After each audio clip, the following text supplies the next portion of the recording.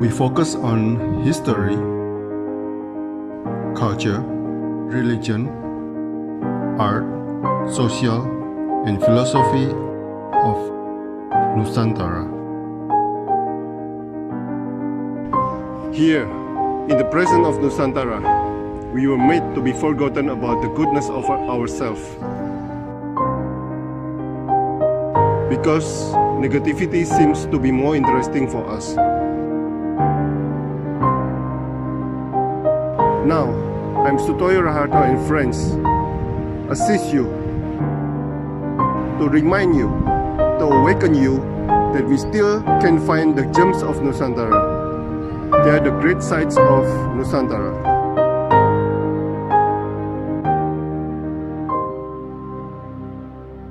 Pak Agustio, seniman keramik di Ubud, Bali.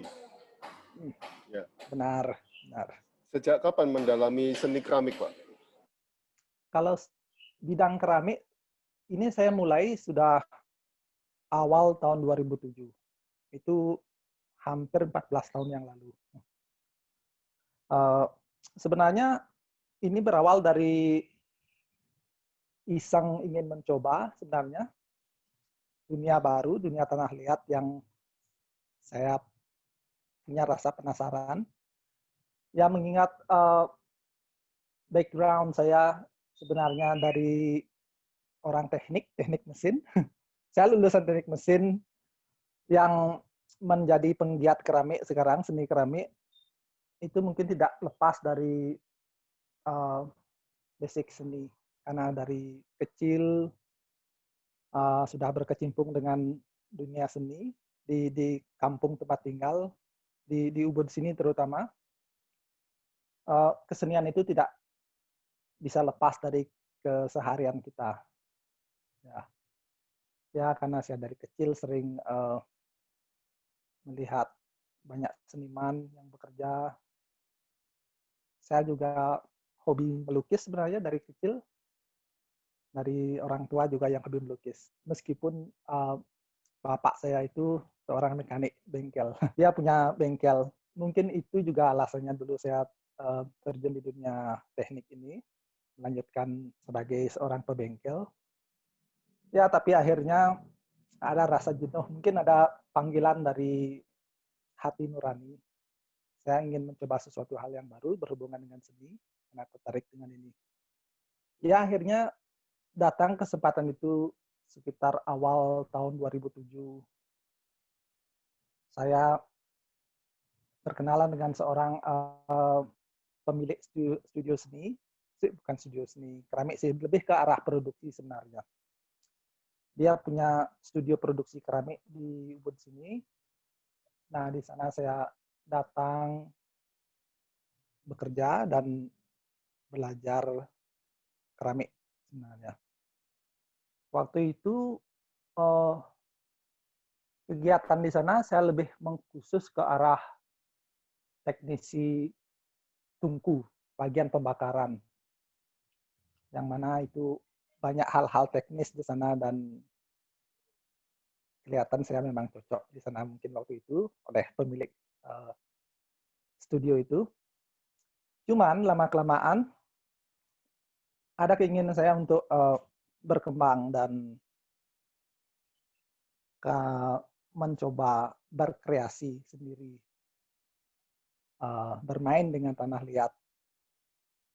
Karena di bidang keramik sebenarnya ada banyak bagian-bagian yang biasanya dikerjakan secara mengkhusus tiap-tiap departemen. Ada yang khusus bagian produksi, pembakaran, finishing. Nah, akhirnya saya memutuskan pindah ke studio keramik Sariapi, tempat di mana saya kerja sekarang, tempat saya di mana berkreasi sekarang, dan juga akhirnya saya jadi tenaga pengajar di sini, salah satu tenaga pengajar.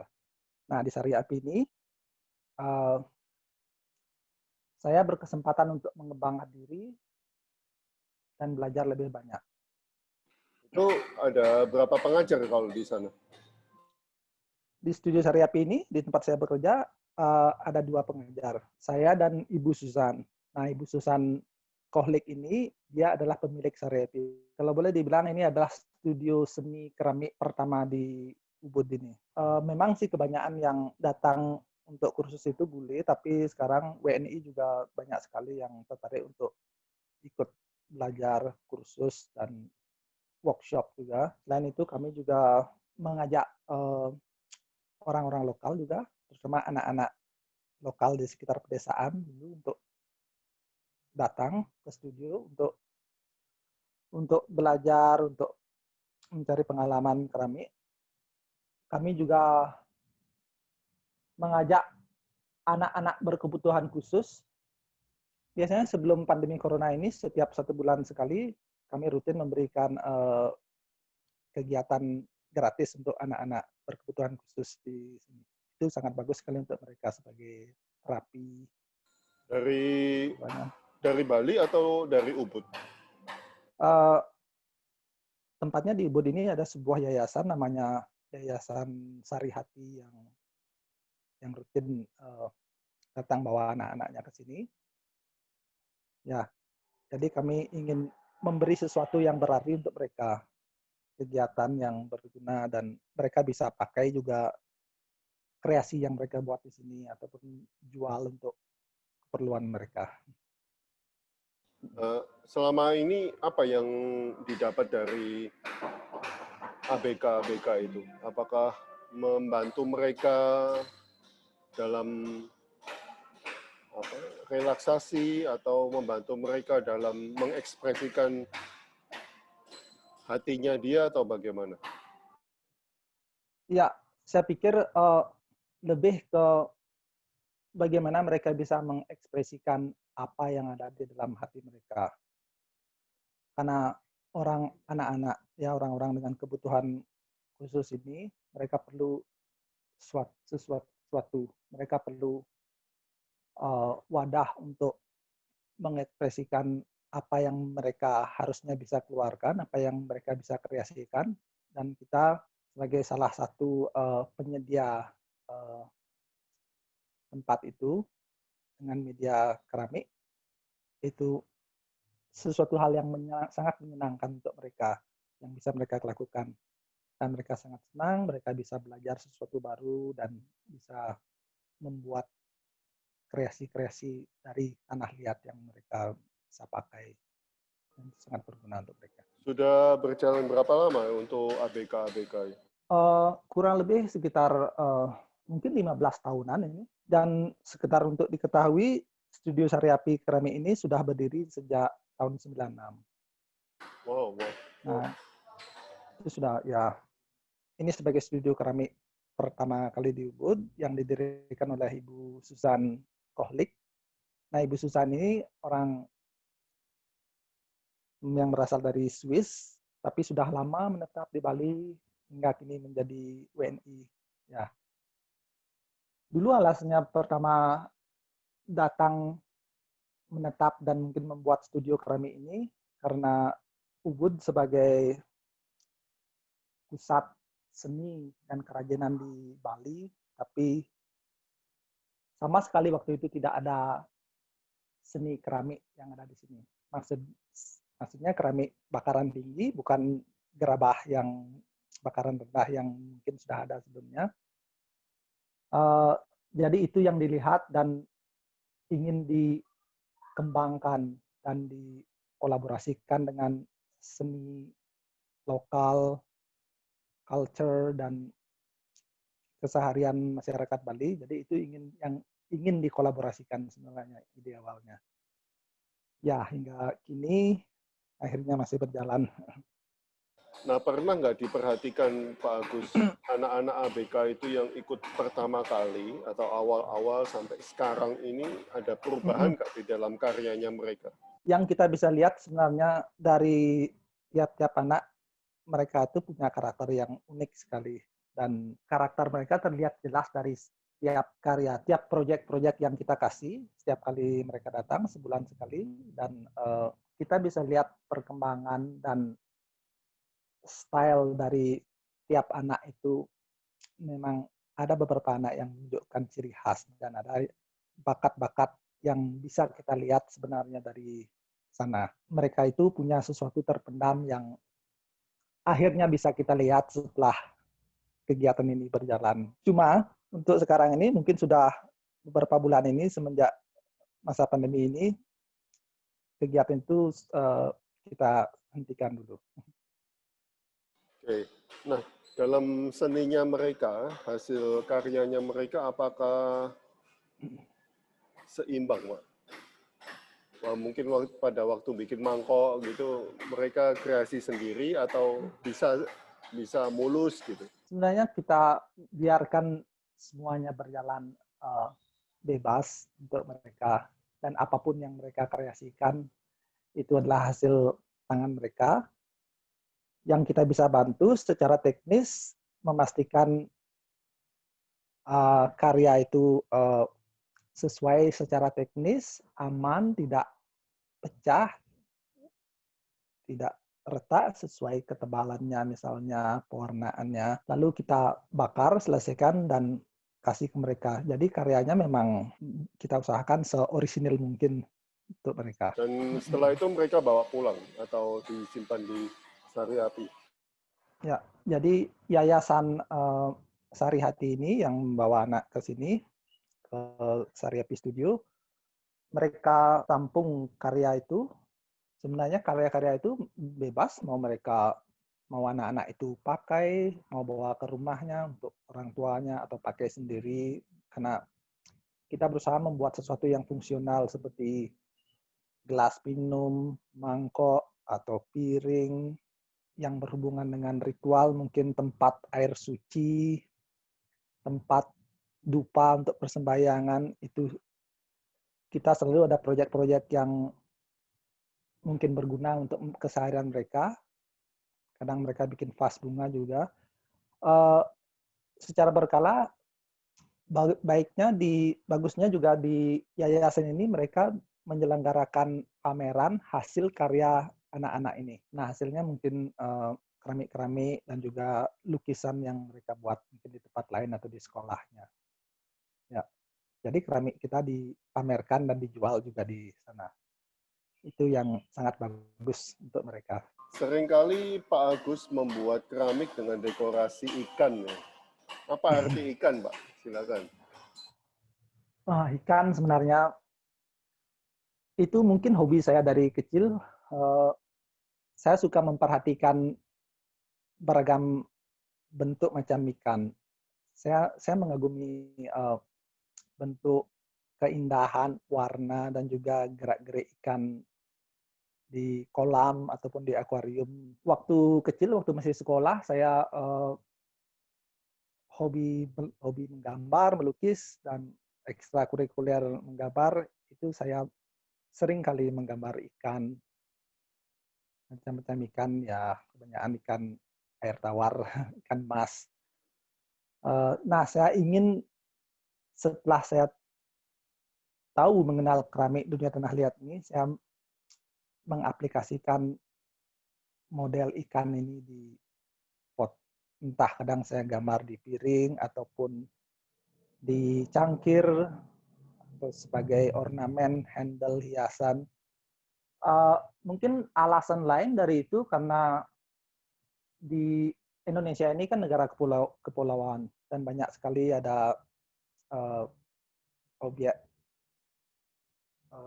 bawah laut, objek diving, banyak diving resort di sini juga dengan keindahan bawah lautnya, ikan-ikan juga. Bagus juga sebenarnya kalau kita bisa aplikasikan itu di keramik untuk marketing, untuk penjualan di dive resort ini. Alangkah baiknya itu. Mungkin itu rencana ke depan. Saya ada pertanyaan, Pak. Saya mengagumi salah satu karya Pak Agus kan, yang ada ikan, lalu handle-nya itu ekornya ikan ya. Ya. Cuma saya lagi pikir itu gimana bawa handle-nya kan. Ya, itu ada posisi khusus dengan telunjuk dan ibu jari yang bisa dimasukkan ke celah itu, ke celah bolongan seperti itu. Itu memang saya tempel ikan mengelilingi cangkir dan ekornya sebagai handle pegangan cup itu. Oke. Bagus itu. Ya, dan ya saya senang buat itu. Nah, dalam karya Just Go With The Flow, apa yang mau diekspresikan, Pak? Kan itu nggak ada lubangnya, atau memang itu patung, atau apa itu? Sebenarnya kalau keramik dari segi teknis itu tidak boleh menjebak udara di dalamnya. Jadi kalau itu padat, tertutup semua, kalau saat dibakar, dipanaskan, udara itu akan memuai dan meletus nanti bisa pecah. Ya tentu itu harus ada lubang untuk mengeluarkan udara. Nah, karya Just Go With The Flow itu sebenarnya hampir mirip dengan awal-awal saya terjun di dunia keramik ini. Itu keisengan, terjun, dan masuk aja, mungkin tanpa tahu banyak, tanpa ide di awalnya. Nah, tanah liat yang saya kerjakan, kadang-kadang beberapa kali saya ingin kerja, berkarya tanpa tujuan spesifik, tanpa ide dari awal. Jadi mulai kerja, itu terutama di mesin putar biasanya, yang saya senang kerjakan. Kadang-kadang setelah setengah pengerjaan, begitu mulai membentuk, kelihatan sedikit bentuk baru, kadang-kadang ide itu muncul sehingga saya bisa lanjut ke bentuk ide apa yang tiba-tiba lewat di pikiran. Bahkan terkadang setelah selesai pengerjaan di wheel, di mesin putar itu, baru ada ide. Saya bisa melihat dari sudut pandang yang berbeda. Selama tanah liat ini belum keras, belum kering, masih cukup lunak, itu saya deformasi lagi bentuknya, saya ubah, saya kasih penekanan, atau kadang saya tambahkan beberapa bagian tanah liat lagi, dan kadang-kadang jadi bentuk-bentuk sculptural, bentuk-bentuk abstrak yang tidak beraturan sama sekali, dan itu di sana saya merasa bebas mengekspresikan. Tidak ada sesuatu sesuai rencana kita biasanya di awal. Misal mau buat ini, bawa itu. Itu terjadi begitu saja. Jadi mungkin seperti itu. Banyak karya yang sudah dibuat sama Pak Agus.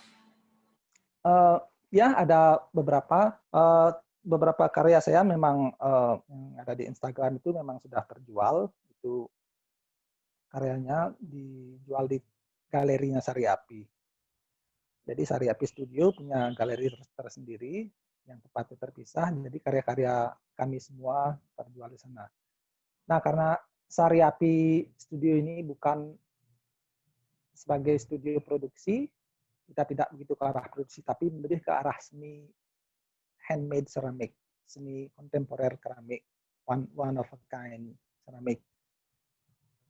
Jadi kami cuma display semua pekerjaan hasil karya itu di galeri Sari Api aja. Dan sebenarnya kegiatan utama di sana lebih ke workshop, mengajar, kursus juga. Kadang dari wisatawan yang datang ke sini ingin mencoba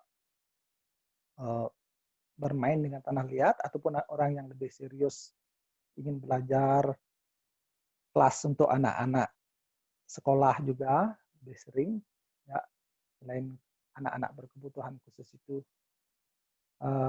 Jadi itu kegiatan saya di tempat ini sekarang sebagai pengajar dan belajar sebagai seniman juga. Nah, dalam keadaan begini masih aktif studionya? Ya, syukur kami masih tetap bisa jalan sekarang. Mungkin kegiatan mengajar dan workshop agak kurang. Kebanyakan orang-orang yang masih tinggal di wilayah Bali, dan wisatawan domestik yang datang berkunjung ke Bali, ada banyak sekali pecinta keramik sebenarnya sekarang, penghobi, dan karena keramik ini sebagai tren yang sedang berkembang pesat sekarang ini sebenarnya, itu banyak sekali orang yang tertarik dengan ini. Tapi dengan keadaan sekarang ini, artinya mengurangi kesibukan kita di studio untuk mengajar, untuk bikin workshop seperti sebelumnya, tapi ada lebih banyak waktu untuk berkarya sendiri. Lebih banyak waktu untuk berbenah dan bikin karya-karya yang mungkin yang belum sempat dikerjakan sebelumnya pas keadaan normal waktu itu. Ya. Oh, oh. Saya lihat ada yang cara pembakaran di bawah tanah ya. Ada yang mesin ya, yang tradisional sama yang mesin. Bedanya di mana, Pak Agus? Benar. Keramik yang kebanyakan kita buat memang di bakaran suhu tinggi, stoneware, sekitar suhu 1230 derajat Celcius. Tapi kita di Sariapi sekarang, di tempat kerja saya, berhubung sekarang masa pandemi ini masa sepi, kurang kegiatan, kita jadi ada kesempatan untuk mencoba sesuatu yang belum pernah kita lakukan sebelumnya, seperti salah satunya yang namanya pit firing. Pit firing itu metode pembakaran keramik kuno, di mana tanah liat yang sudah dibentuk dan sudah kering, kita taruh di dalam lubang, mirip kuburan di dalam tanah. Jadi itu kita kubur dengan alas serutan kayu dan banyak bahan-bahan untuk pembakaran, kayu-kayu kering, daun kering kita kasih di sana, garam, sedikit oksida tembaga dan juga oksida kobalt. Nah, proses pembakaran tradisional itu menghasilkan warna-warna yang sangat indah, menakjubkan, dan sebenarnya itu sangat unik karena hasil warna dari keramik itu terjadi karena bahan-bahan bakar yang kita taruh seperti kayu jenis-jenis tertentu ataupun daun-daun tertentu, kulit pisang kering, kulit jagung, mungkin biji-biji kopi dan teh yang dimasukkan di sana, itu yang memberi warna di keramik-keramik itu. Ya, selain pit firing, kita juga bikin bakaran raku di Sariapi. Itu teknik pembakaran Jepang yang kuno juga, yang memberikan hasil unik tersendiri di keramik itu. Nah, kalau di dalam sejarahnya Ubud mempunyai seni keramik atau tidak, Pak Agus? Kalau seni keramik memang tidak ada. Keramik dalam artian tanah liat yang dibakar dengan suhu tinggi dengan lapisan glasir. Kalau di Ubud sih tidak ada, tapi kalau di Bali memang ada tradisi membuat gerabah dengan tanah liat dan suhu bakaran yang tidak terlalu tinggi. Apalagi di zaman dulu sebelum ada plastik aluminium masuk ke Bali, itu masih ramai orang-orang masih pakai peralatan memasak dari tanah liat juga, dari untuk keperluan upacara, keperluan ritual, mereka masih pakai tanah liat. Nah, tapi seiring perjalanan itu semua sudah hilang, tergantikan oleh plastik dan aluminium misalnya. Nah, kalau keramik suhu tinggi ini memang belum ada. Itu hal yang lumayan baru sebenarnya. Kalau di Ubud, Sariapi mungkin sebagai yang pertama studio keramik. Kalau sekarang mungkin sudah ada beberapa studio lagi yang seperti ini, studio keramik di Ubud. Oke. Nah, kalau di Bali sendiri ada seni keramik itu, Pak Agus, dalam sejarahnya itu? Saya pikir atau tidak. gerabah aja? Hanya gerabah saja. Kalau seni keramik bakaran tinggi di Indonesia, kalau saya bilang, mungkin awal-awal pertama adanya di daerah Singkawang, Kalimantan, yang mungkin sekitar 200-an tahun yang lalu. Itu dibawa oleh imigran dari Cina yang yang menyebar di Indonesia. Kenapa mereka pilih Singkawang mungkin daripada daerah lain, misal Bali atau Jawa? Mungkin karena di sana ada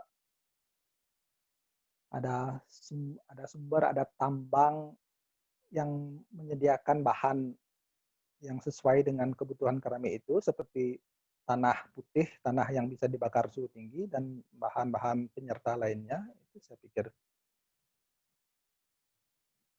Dan keramik yang berkembang di sini sekarang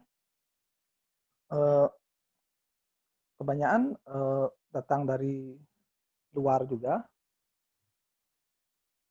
Bahan-bahan semua kita masih tergantung dari bahan di luar Bali sebenarnya, seperti bahan-bahan tanah liatnya, bahan pewarnaan, itu semua masih didatangkan dari luar, bahkan dari luar negeri juga. Wow. Indonesia belum punya bahan tersebut. Ya, ada beberapa bahan yang memang tersedia di Indonesia, dan mineral-mineral tambang seperti silika, kaolin, bentonite itu misalnya, feldspar juga. Tapi banyak juga bahan-bahan yang kita masih harus datangkan dari luar. Ya, itu mungkin jadi kendala untuk beberapa orang untuk mengembangkan keramik ini sebenarnya. Selain karena susah didapat dan mungkin juga mahal kalau bahan-bahan yang kita bisa peroleh di luar itu. Ya. Wow. Interesting. Mungkin saya tanya satu lagi, perbedaan Ya. anak berkebutuhan khusus dengan anak yang normal. Perbedaan di karyanya ada di mana, Pak Agus? Anak-anak yang berkebutuhan khusus biasanya mereka setiap anak mereka memiliki pemahaman yang berbeda. Misalnya kita kasih satu proyek membuat cangkir dengan dekorasi binatang misalnya. Tiap anak mempunyai gambaran yang berbeda dari setiap kreasi, ide mereka, isi kepala mereka yang tidak sama. Dan uniknya dari anak-anak berkebutuhan khusus ini, mereka terkadang punya sesuatu yang di luar dugaan mereka bisa keluarkan. Kadang-kadang kita bisa melihat bakat seni orisinil dari anak-anak berkebutuhan khusus itu yang tidak kita pernah sangka sebelumnya. Seperti apa, Pak? Seperti bentuk-bentuk misterius yang kadang tidak orang semua bisa mengerti, tetapi mereka tahu apa yang mereka buat dan mereka bisa bilang dan jelaskan apa ini semua sesuai dengan apa yang mereka lihat. Itu kadang-kadang yang kami pikir, ini tidak disangka-sangka mereka bisa mengeluarkan hal seperti itu. Mungkin anak-anak yang lain, anak-anak normal itu, kebanyakan dari mereka nurut sesuai dengan proyek yang kita kasih ke mereka. Oke. Mereka lebih bebas berekspresi ya. Terima kasih Pak Agus atas waktunya, atas pengetahuannya.